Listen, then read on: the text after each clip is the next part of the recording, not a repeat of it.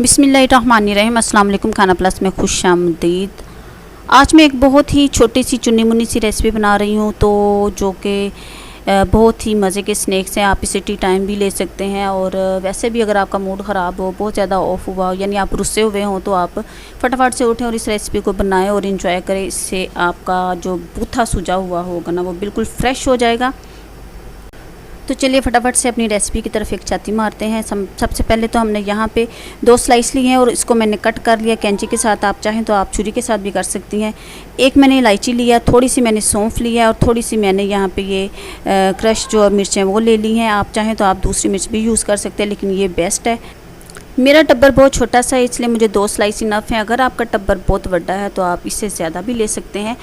अब यहाँ पे एक दोरी ले लिया, उसके अंदर सौंफ, इलायची और मिर्ची डाल के अच्छी तरीके से इसको कूटना है, और इतना कूटना है कि ये शक्लों बेशक्ल हो जाए, बिल्कुल पता ना चले कि इसमें क्या था।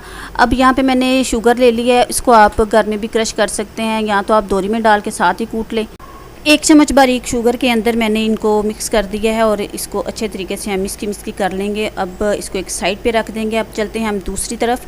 यहाँ पे मैंने एक पैन ले लिया है, और पैन के अंदर हम अपने स्लाइस शामिल कर देंगे।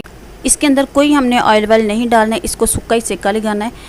तो अब इसके अंदर मैंने इसको शामिल कर दिया है, और इसको 4 चबन्ने जो होते हैं ना, वो चारों तरफ जो है ना, वो हम इसको सेका लगाएंगे और बड़ा अच्छा सा इसके क्रंच बना लेंगे। इसके क्रंच बनाने हैं, इसको हमने लूज़ सा नहीं रखना। तो इसको चारों पासे जो है हम बहुत अच्छा सा इसको क्रंच कर लेंगे।